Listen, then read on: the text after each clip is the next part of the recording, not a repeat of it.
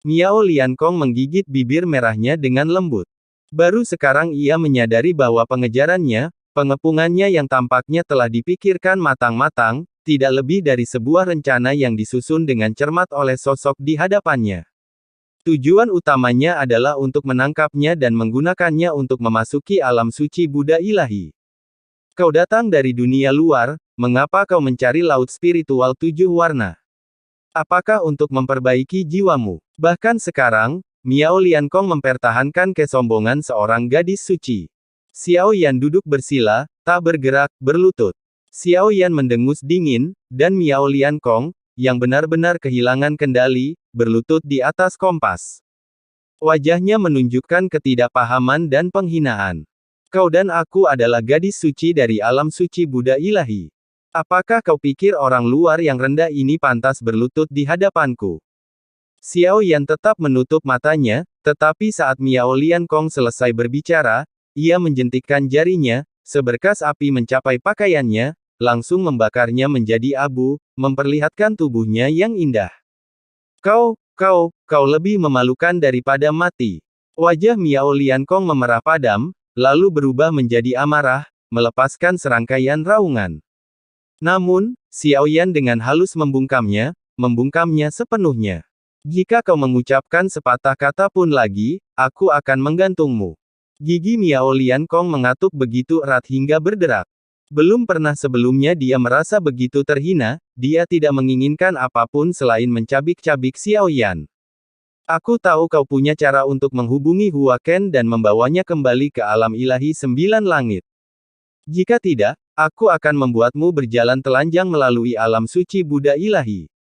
Metode Xiao Yan, meskipun licik, adalah yang paling sederhana dan paling efektif saat ini. Aku akan membiarkannya pergi, tetapi aku tidak bisa menjamin dia akan pergi. Miao Liankong setuju untuk mengembalikan kendali tubuhnya kepada Xiao Yan. Miao Liankong segera mengeluarkan beberapa pakaian dan memakainya. Dia memperhatikan bahwa Xiao Yan sama sekali tidak membuka matanya. Aku tahu alam suci Buddha ilahi memiliki formasi iblis angin cahaya Buddha, memasukinya, bahkan dengan penguncian sekecil apapun, menimbulkan bahaya. Aku akan meledakkanmu seketika, dan ngomong-ngomong, aku hanyalah avatar. Jika aku mati, ya mati saja. Xiao Yan berkata perlahan, mencoba menghilangkan pikiran apapun yang mungkin dimiliki Miao Liankong. Dia perlu membuatnya mengerti bahwa satu-satunya cara untuk bertahan hidup adalah dengan membantu Xiao Yan. Wajah Miao Liankong menjadi sangat pucat mendengar ini. Dia memandang Xiao Yan seolah-olah dia adalah iblis. Dia tidak menyangka Xiao Yan begitu perhitungan, praktis memutus semua jalan keluarnya. Kata-kata, jika aku mati, ya mati saja, hanya membuat Miao Liankong merasa benar-benar tak berdaya. Jika dia melakukan kesalahan sekecil apapun, Xiao Yan tidak akan takut, setidaknya dia bisa mengambil nyawanya. Yang perlu dia lakukan hanyalah meninggalkan segel pengikutnya dan memasuki alam suci Buddha ilahi, dan dia tidak akan terkunci oleh arai pemusnahan cahaya Buddha. Miao Liankong telah menawarkan solusi, dia tidak ingin binasa. Dan bertahan hidup adalah yang terpenting. Setelah berbicara, Miao Liankong dengan cepat membentuk segel tangan, melayang di depan Xiao Yan. Siapapun yang memasuki alam suci Buddha ilahi tanpa segel berikut akan segera terkunci dan terbunuh. Melihat keraguan Xiao Yan, Miao Liankong berbicara perlahan. Xiao Yan dengan lembut mengangkat dua jarinya, dan segel berikut mendarat di antara alisnya. Kekuatan pembatas yang terkandung dalam segel ini tidak terlalu kuat, tetapi dapat meledak, melukai Xiao Yan. Namun, Xiao Yan memiliki kendali penuh atas setiap pikiran Miao Liankong, jadi tidak perlu khawatir. Seketika, pikiran Xiao Yan bergejolak, dan ia sekali lagi menggunakan jiwa pergerakan void-nya untuk dengan cepat melintasi ruang hampa. Para dewa yang telah menghalanginya, dengan Miao Liankong duduk bersila di atas kompas, mundur. Ia dengan cepat mendekati alam suci Buddha ilahi. Bergerak dalam garis lurus, Xiao Yan memang merasakan tekanan yang semakin meningkat mendekat. Mungkinkah Hua Ken telah menyusul? Xiao Yan terus menggunakan jiwa void-nya, mengerahkan seluruh kekuatan jiwanya tanpa henti, bertekad untuk memasuki alam suci Buddha ilahi secepat mungkin. Bisakah Hua Ken memasuki alam suci Buddha ilahi? Tanya Xiao Yan, seolah ingin melihat apakah dia ingin masuk. Miao Liankong menjawab bahwa bahkan formasi cahaya Buddha merah pun tidak dapat melukainya. Mata Xiao Yan menjadi gelap, dia harus masuk secepat mungkin, apapun yang terjadi.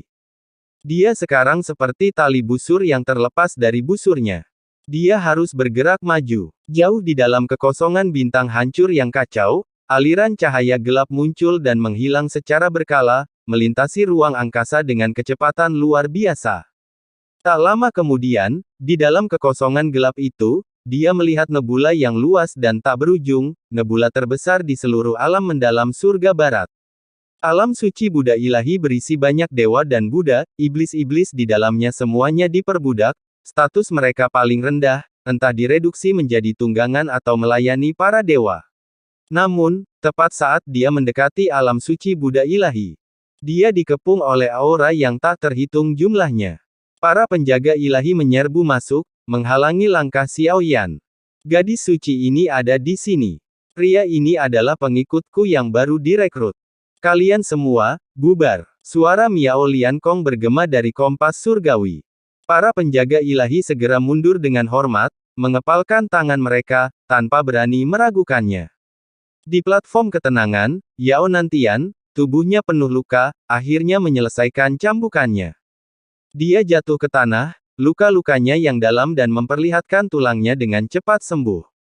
Dia perlahan bangkit, melangkah sekali, dan menghilang dari platform ketenangan. Bersamaan dengan itu, di seluruh alam suci Buddha ilahi, garis-garis cahaya muncul, masing-masing merupakan klon Xiao Yan yang telah menyusup ke area tersebut. Namun, laut jiwa spiritual 7 warna adalah area terlarang bagi para dewa dan Buddha. Klon-klon ini hanya mengumpulkan beberapa informasi. Setelah memasuki laut spiritual 7 warna di inti kerajaan Buddha, aku harus terlebih dahulu memberi hormat kepada guruku.